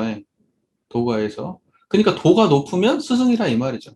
도가 높으면 스승이다. 첫 번째 얘기는 도가를 중심으로 한 얘기고, 그 다음에 두 번째, 모든 정사를 하는 것이 자기 이상이 되고 뭐 스승으로 할 것이죠. 이건 뭐 정치 얘기하는 것 같아요. 정치. 예. 그 다음에 3, 생활에 대한 지식이 자기 이상이 되고 뭐 스승으로 할 것이요. 생활에 대한 지식? 이건 뭐 먹고 사는 얘기 같아요. 먹고 사는 얘기. 그 다음에 학문과 기술. 그 다음에 기타 모순 상식. 이상의 모든 조목에 해당하는 사람을 근본적으로 차별 있게 할 것이 아니라 구하는 데 있어서 하자는 것이니라. 그러니까 근본적 차별이 있다는 게 없다는 거예요. 근본적 차별이 없다는 전제예요. 근본적 차별이 없다. 자, 보세요. 보면요. 우리는 요걸 조목을 해석할 때 항상 이렇게 일조를 딱 놓고 예를 들면 솔성의 도와 인사의 덕행이 자기 이상이 되고 뭐 스승으로 할 것이요. 그러니까 이 솔성의 도와 인사의 덕행이 자기 이상이 되고 보면 스승으로 하니까 내가 솔성의 도와 인사의 덕행을 구할 때에 그것을 구할 때에 나의보다 이상이 되면 스승으로 알아라. 이제 이렇게 해석을 하잖아요. 이렇게 할 수도 있고 조목조목 하나를 그 다음에 이 모든 솔성의 도와 모든 정사와 생활에 대한 지식과 학문과 기술과 기타 모든 상식이 근본적으로 차별이 없다. 이렇게 해석할 수도 있다. 이 말이에요. 근본적으로 차별이 없으니, 근본적으로 차별이 없으니, 내가, 예를 들면, 내가 생활에 대한 지식이 아무리 있다 하더라도, 내가 지금 학문과 기술이 아무리 뛰어나다 하더라도, 상식이 나보다 앞선 사람을 스승으로 생각해라. 이렇게 해석해 볼 수도 있다. 이 말이에요. 그 말 이해되세요? 지금 제 말이? 이해가 되시죠? 그러니까 지금 뭐냐면, 자기가 어떤 포지션에 서 있어. 우리는 항상. 돈이 많으면 나는 돈 많은 놈이고, 공부 많이 했으면 나는 공부 많이 한 놈이고, 나는 인맥이 좋으면 인맥이 많은 놈이고, 항상 그래요. 교무면 항상 교무야. 교무면 다 잘해야 돼. 그래서 무슨 교도님이 와가지고 뭐 자기 전문 분야를 얘기해도 그거 교무가 더 잘 알아. 와, 대단하시죠. 정치학 박사가 와서 얘기해도 교무가 정치를 더 잘할걸? 그런 게 없어야 되는 거죠. 그런 게. 우리는 항상 배우는 태도로 열려 있어야 그게 진짜 교무의 본분이겠죠. 어디에 고착되지 아니하고. 뭐 심지어는 예를 들면 뭐 공부에 대해서 논한다고 하더라도 내가 199%를 알아. 그리고 저 사람은 1%만 아는데 그 1%에 대해서 내가 존중할 수 있으면 그 훌륭한 사람이죠. 훌륭한 사람이죠. 자, 그러면 이제 스승이라고 하는 거, 지자본의의 조목에 나와서 스승이라고 할 때 이때의 스승이 뭐냐는 거예요. 이때의 스승이라고 하는 거. 이때의 스승은 절대적인 건가요? 상대적인 건가요? 이때의 스승이라고 하는 것은 여기 말씀하신 대로 구하는 때에 있어서 하자. 구하는 때에 있어서 하자. 이렇게 말씀하셨으니까 세상에 어떤 것도 절대적 스승은 있다 없다? 없다는 거예요. 인과의 세계에서 절대는 있다는 거예요, 없다는 거예요. 인과의 세계에서는 절대가 없어요. 인과의 세계는 무조건 절대가 없어요. 그러니까는 구하는 때에 있어서 하자 이렇게 이야기했을 때 이것은 뭐냐면 스승이라고 하는 것은 절대적 스승을 상정한 말이 아니에요. 그 뭐냐면 우리 예를 들면 우리 교법을 예를 들면 할 때 우리가 법의 등급이 대강렬의가 됐다. 그러면 여기 뭐 어디에 해당되냐면 솔성애도와 인사애독행이에요. 그때는 스승이요. 근데 인양반이 물론 이제 그 정도 되는 것도 너무 심했고 이분이 예를 들면은 과학에 대해서 모를 거 아니에요. 과학에 대해서. 어떤 기술에 대해서는 잘 모를 수 있잖아요. 그러면 거기에 대해서 이분이 어떤 태도를 취하냐? 배워야지. 그때는 제자가 되는 거죠. 그때는 그 많이 아는 사람한테 제자가 되는 거죠. 그러니까 이래야 된다는 거지. 이래야 된다는 거지. 근데 하나 확실한 건 그걸 구하는 입장에서는 대강열의보다 스승은 없는 거예요. 그걸 구하는 입장에서는 분명히 스승이지 그건. 근데 참 이렇게 재밌는 게 뭐냐면요. 우리가 솔성애도와 인사애독행 하나만 놓고 보더라도 다른 것들은 뭐 눈에 바로 보이니까 그런데 솔성애도와 인사애독행의 문제는 참 애매하거든. 참 애매해. 그래서 여기에서는 참 스승과 제자를 가리기가 어려워. 저 사람을 스승으로 인정하기도 어렵고. 그래서 항상 문제가 발생하는 거예요. 이 집단이. 자, 전반적으로 지자본의에 대해서 뻔히 아는 얘기지만 한번 쭉 그냥 훑었습니다. 자, 이제 종합적으로 이제 정리해서 오늘 자력 양성과 지자본의에 대해서 전반적으로 본문을 한번 쭉 훑어봤는데요. 자, 여기에서 말씀하시는 종합적인 이야기는 뭐냐면 우리 내면의 평등이 드러났을 때 세상을 이렇게 구현할 수 있다. 라는 말씀이에요.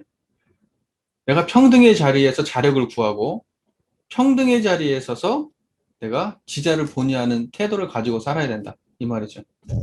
그리고 이 세상이 나 혼자만 그렇게 해서 되는 게 아니라 이 세상이 이미 그런 식의 시스템으로 굴러가도록 우리가 모든 생각과 판단을 해서 이 세상에 그냥 그런 기반이 갖춰지도록 만들어서 평등 세상이 구현되게 만들자라는 입장이 사유라고 저는 봅니다. 사유라고. 그렇잖아요. 우리가 자력을 양성한다고 할 때 나를 어떻게 특정한 나를 그 일방적으로 규정하잖아요. 내 스스로가 나를 규정하는 순간 나는 자력을 얻을 수가 없어. 나의 한계를 규정하지 않을 때 나는 자력을 얻을 수가 있는데 항상 우리는 자신의 한계를 규정하거든요. 그러면서 자기 향상을 스스로 막는 경우도 많이 있어요.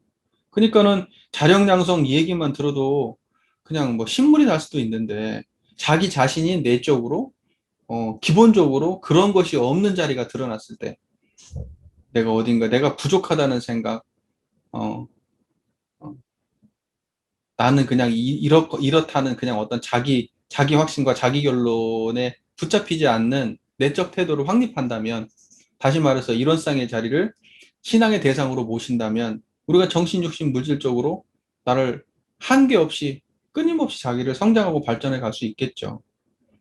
근데 자기를 특정하게 분별성과 주착심이 가리워져서 자기 한계를 국한하는 순간 자력 영상에 한계가 있겠죠.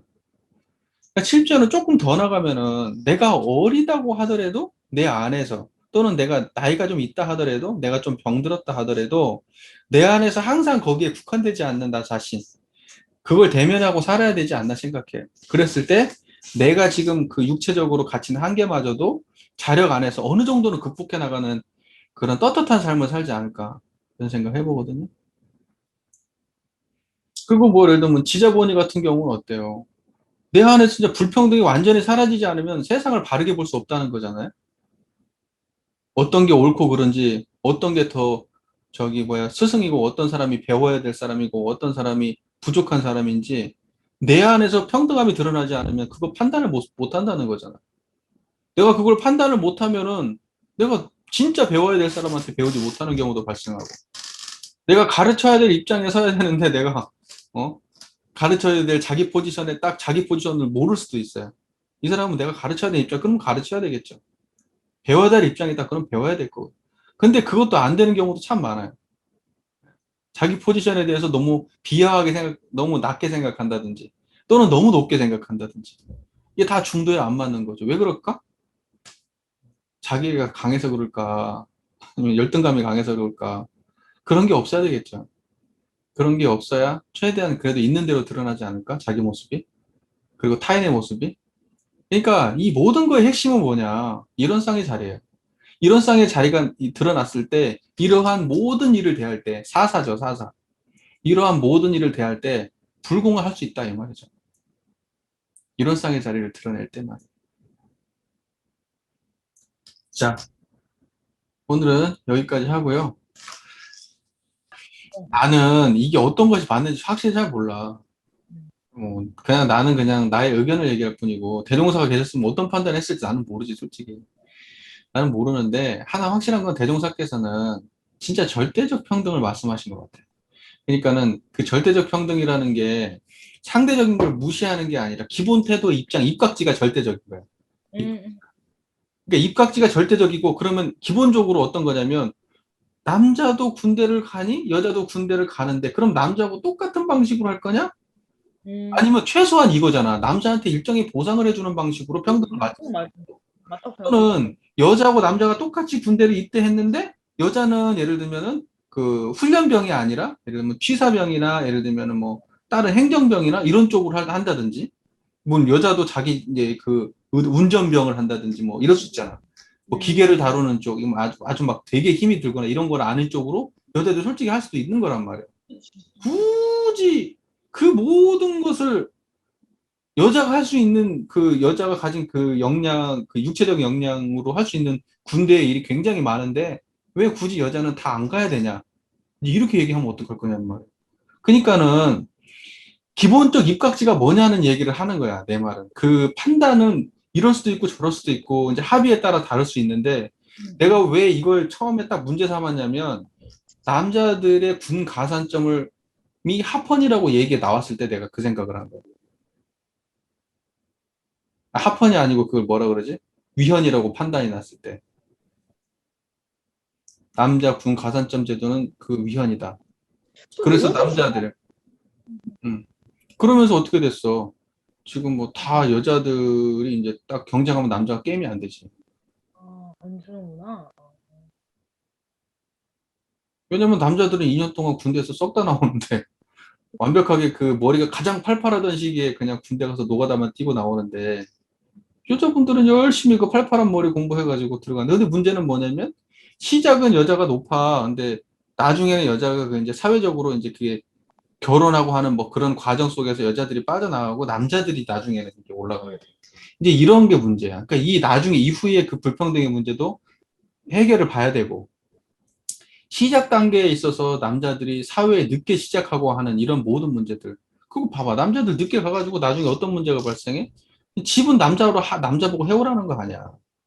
그게 가능이나 하냐고. 요즘 같은 시대에. 그러니까 그게 아까도 지금 여기 아까 불평등의 문제를 이야기할 때 남녀가 똑같이 돈을 부담해서 예를 들면 그걸 하는 입장에 서야 되는데 여자들은 아니란 말이야. 아직까지도. 집은 남자가 해와야 되는 걸로 얘기를 한다고. 근데 그게 실제적으로 가능하냐고. 지금 우리가 살고 있는 시대에. 불가능하다니까? 이건 거의 폭력에 가까워, 완전히. 근데 사회에 들어갈 때는 남자 군 가산점을 빼버려. 불공정하다고. 근데 군대는 남자 갔다 오래. 그리고 여자들은 애 낳는데. 이게 이게 정당한 얘기냐고, 이게. 그 애는 정말 사랑받고 자라야 될 애가 자기는 정말 낳기 싫은데 군대 가는 것처럼 애 낳나? 나는 그 얘기 들으니까 조금 황당하더라. 아, 웃긴다. 아니, 애를 그런 마음으로 낳았으면 안 낳아야지. 그리고 안 낳을 수도 있잖아, 여자들은. 자기가. 합의해. 근데 군대는 아니야. 군대는 안 가면 영창 가야 돼. 영창 가야 된다고. 그러니까 이게 평등하지 않다는 얘기를 하는 거예요. 그럼 최소한 남자들한테 다른 방식의 보상을 해줘야지. 그렇게 해줘야 돼, 맞아. 응. 어. 근데 세상에 그렇게 그냥 너무나 그냥 딱 봐도 불평등한데 그게 합헌이라고 얘기를 하면 그거 어떡하냐고. 그래서 내가 이걸 얘기를 하는 거예요. 근데 페미니즘 입장에서는 내가 아주 그냥 타도의 대상일지는 모르겠지만, 그래도 어떻게 내가 생각이 그런 걸. 응. 근데 입각지는 분명하게 평등해야 된다. 그 평등함에 남자도 아니고 여자도 아닌 입각지함에 우리가 쓰지 않으면 그런 평등을 논할 수 없다. 나는 그런 입장인 거야. 응. 남자 입장을 한번 생각해 봐봐. 그래서, 군대 가가지고 그러면 아니 나 군 가산점 나 안 받을 테니까 나 군대 안 가도 여자도 똑같이 군대 안 가고 그냥 공부하고 직장 취직하게 해주세요. 이것이 선택이 된다고 얼마나 좋겠어. 근데 그게 안 되잖아. 남자, 야, 저기 누구야? 유승준 걔 봐봐. 군대 안 가가지고 어떻게 됐어, 걔 인생. 응. 남자한테는 진짜 군대가 그런 거거든. 근데 야, 그 군 가산점을 그렇게 한다는 건 정말 응. 모르겠어. 그게 얼마나 불평등해서 그렇게 하는 건지 내가 잘 모르겠는데. 음. 지금 이제 우리 사람들은 현상의 인과의 관계 속에서 이제 자기 입장을 가지고 상당 평등을 말해가지고 그게 항상 어긋나는 문제가 있는데 대종사님의 그 근원적인 말씀을 찾아보면 대종사는 근원적으로 그 중도를 이야기할 때 그 중도의 입장은 뭐냐면 저 뭐지 원근 친소와 희로애락에 끌리지 아니하고 오직 중도를 잡을 것이요 천지 그 광대무량 천지 뭐니 아유 생각이 안 난다. 어쨌든 공정한도? 천재 지극히 공정한 도를 채받아서 천재 지극히 공정한 도를 채받아서 원근 친소와 희로애락에 끌리지 아니하고 오직 중도를 잡을 것이요 이렇게 돼 있거든요. 그러니까 그 이론상의 자리, 천지의 지극히 공정한 그 자리가 드러났을 때 그게 원근 친소와 희로애락에 끌리지 아니하고 근데 이제 그게 이 지금 현재 우리 차별 조목들을 아까 얘기했던 반상 차별, 적소의 차별, 노소의 차별, 남녀의 차별 뭐 그런 차별 조목들을 그 자리에 갖다 놓으면 거기에 끌리지 않는 게 중도인 거고 예를 들면 우리가 자력자다 무자력자다 하고 나는 남자다 여자다 하는 그 입장에 끌리지 않음을 거기다 갖다 놓는 게 공정한 거지. 그럼 그게 평등한 거고. 그러니까는 뭐냐면 그러한 평등한 입장을 우리가 견지하지 못한다면 그런다면 현상에서 벌어지는 것은 어떠한 짓을 해도 다 차별이지. 현상은 어차피 차별로 구현되는데 현상은 어차피 차별로 구현돼요. 어떻게 해도 거기에는 반드시 차별적 요소가 존재해요. 현상은 기본적으로 우리가 음양을 얘기하잖아. 음양 상승에도 인과봉의 이치가 음양 상승과 같이 된다고 할 때 음양을 이야기할 때 음양은 항상 기울어져 있지, 음양은 절대적 평등을 맞춘 적이 없어. 음양이 절대적 평등이 맞추는 순간 거기는 멸망이야. 그냥 멈추고 끝나. 음양이라고 하는 것은 기본적으로 틀어져 있는 거예요. 어긋나 있어. 인과도 항상 어긋나 있지, 공정함은, 현상세계의 공정함은 없는 거예요. 단지 그 현상세계의 움직임을 최대한, 그래도 이쪽이 내려가면 이쪽을 맞추고 이쪽이 내려가면 이쪽을 맞추고, 항상 공정함의 감각이 있어야 이걸 조절을 계속 할 수가 있는 거지. 우리가 예를 들면 하나의 선택을 하면 그 하나의 선택이 이렇게 올라가. 그러다가 어느 정도 지나가면 너무 과해져. 그러면 아닌데 하고 이렇게 조절할 수 있으면 되거든요. 그러니까 절대적 평등을 우리는 현상에서 말할 수는 없어. 현상은 그런 거 존재하지 않아. 하지만 내가 절대적 평등의 관점을 가지고 산다고 하면은 불평등이, 극명한 불평등은 분명하게 보이기 때문에 그걸 외면하고는 못 살지. 그러니까 이런 사람들이 많아져야 세상이 진짜로 그 어느 정도 균형감을 유지하면서 사는 거지. 절대적으로 균형이 무너졌는데 이걸 정당화해버려. 자기 이익에 있는 사람들은 절대로 공정한 입장에 쓰지 않습니다.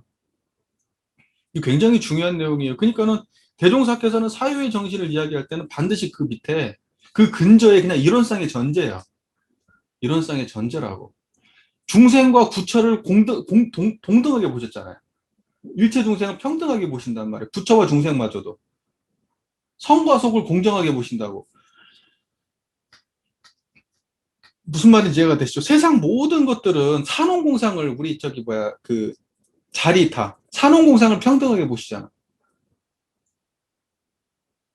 그런 거예요. 그런 거. 그리고 모든, 나에게 모든 그 저기 뭐야, 내가 무자력대 할 때 도움 주신 모든 분들이 부모하고 동일선상에 세우잖아. 대종사께서. 나에게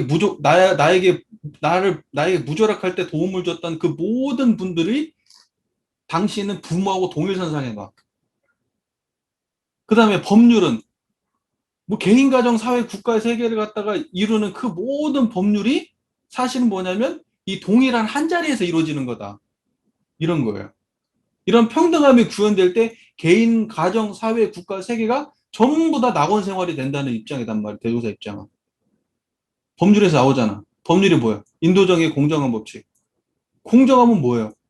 평등함이요. 그럼 그것의 근원은 뭐예요? 이론상짜리요. 그러니까 이론상이 없으면 평등함이 없어요. 인도정의 공정한 법칙이 없는 거고, 사유의 정신이 구현이 없어요. 그러니까 사유도 결국은 이론상의 현실 구현이요. 이론상의 현실 구현이란 말이에요. 근데 대종사께서는 그때 당시의 시국을 면밀하게 관찰하시고 그때 당시에 맞는 처방을 세우신 거예요. 이론상의 관점으로. 아, 결국 답은 평등인데 지금 이러한 불평등 때문에 세상은 이렇고 답은 평등이다. 평등의 근원에서 이러한 문제를, 불평등의 문제를 해소하자. 이제 이런 입장에서 이런 법문들이 나오는 거고, 우리가 이 사유를 공부해서 우리가 진짜로 해야 될 건 뭐냐면 이러한 대종사님의 그러한 태도와 인과를 해석하는 방식을 우리가 잘 습득을 해서 세상에 대한 그러한 해법을 내놓을 필요가 있는 거죠. 근데 세상만 내놓을 게 아니라 당장 우리 교단부터 바꿔야 돼. 당장 우리 교단부터. 우리 교단 안에 있는 불평등부터 해소해야 되고. 예를 들면 지금 선진과 후진에 대한 불평등, 또는 남자와 여자, 또는 재가와 출가, 또는 무슨 기관장부터 시작해가지고 그냥 일반 교무들과의 불평등 문제, 또는 6급제하고 저기 특급제하고의 불평등의 문제. 우리는 이걸 간과하고 사는데 사실 이거 공정하지 않아. 공정하지 않다고요. 너무 차이가 많이 나잖아. 6급제 봐봐요. 6급제 진짜. 그러니까 이게 지금 우리 안에서도 이게 안 돼. 그 왜 우리 안에서 이게 안 되냐? 공부를 안 하니까. 대종사를 주세불로 생각하고 대종사의 교법에 맥을 대고 우리가 우리의 삶을 정말 면밀하게 생각하고 대종사의 말씀이 우리 삶에 구현되도록 우리가 했다면 우리가 이런 거 갖고 이런 불만을 할 수 있나? 우리가 지금 평화 안락한 세계 속에 살아야지. 대종사의 말씀대로. 여기가 지금 교단이 낙원 세계가 구현이 됐어야지. 교단도 낙원 세계가 안 되는데 입으로만 우리가 이렇게 떠들고 앉아있으니 얼마나 이게 코미디 같냐고. 교단이 낙원 생활이 안 되는데. 대종사님 당대 때는요, 제자들이 대종사님 만나려고 총부 오잖아요? 그러면 그 시작부터 마음이 그냥 막 열리고 총부에 올라오고 그 언덕을 지나가 총부로 오는 순간에 그냥 그 따스한 느낌이 그냥 그 기운 자체에 그냥 사람들이 취했다고 하거든. 지금 우리 교단이 그러냐? 솔직히? 솔직히?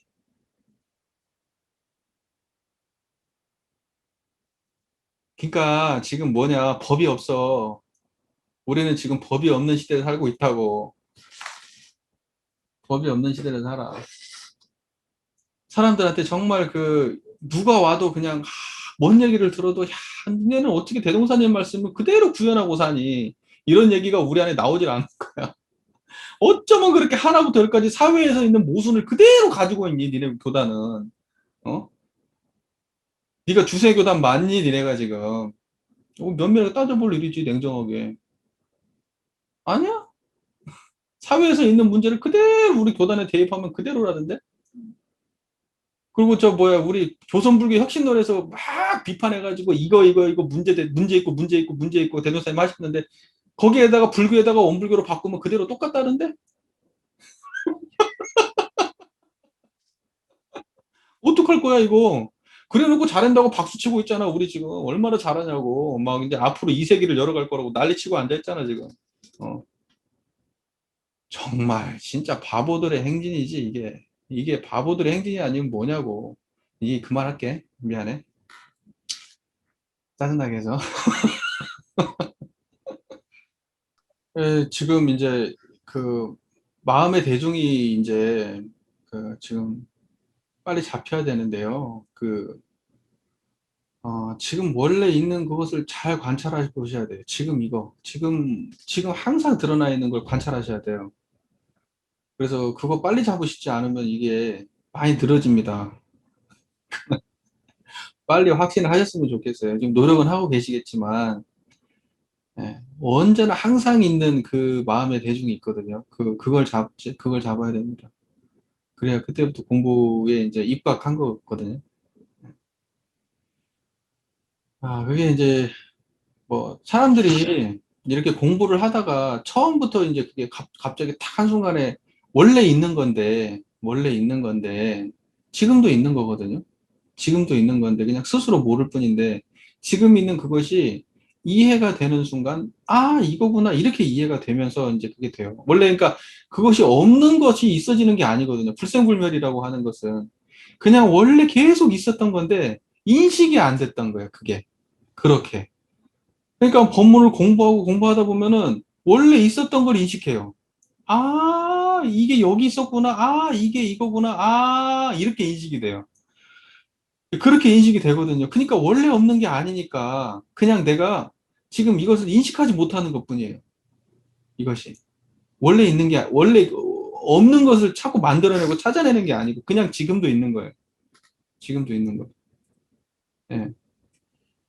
다만 이게 내가 이거라고 제가 지금 딱 그게 인가가 안 떨어지는 거예요. 지금 이 마음의 상태라고. 지금 이 순간에도 공존하고 있거든요. 그게 계속해서. 공존하고 있거든요.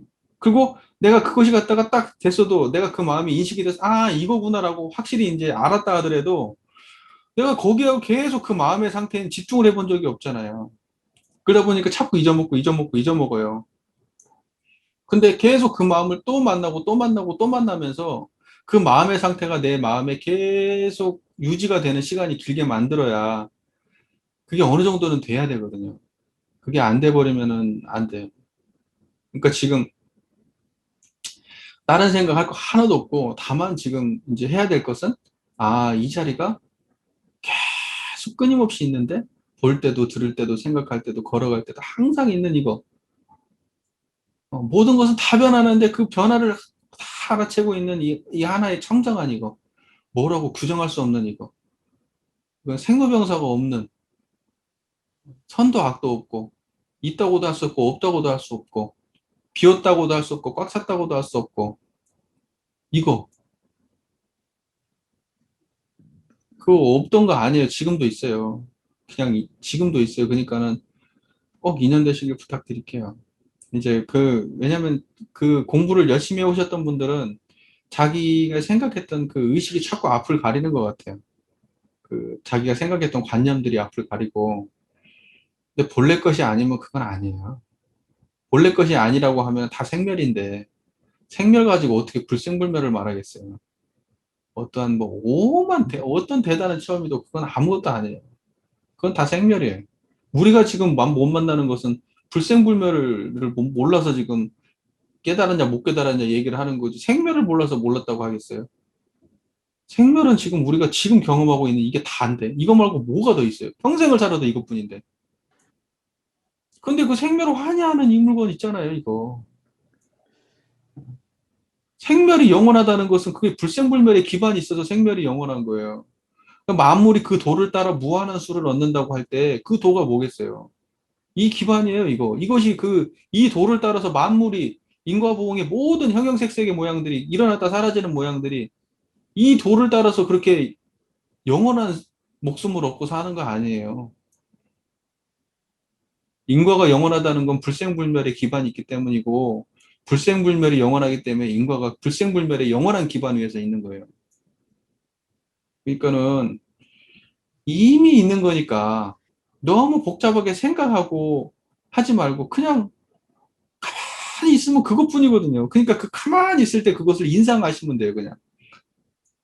지금 그렇게 돼 있는데 그냥 그게 안 된다니까, 지금. 예, 안타까워서 하는 말입니다. 그게 지금 이렇게 환히 있는데 그게, 다른 분들은 다 문제 없으시죠? 예, 다른 분들은 내가 무슨 말인지 다 아시지, 지금?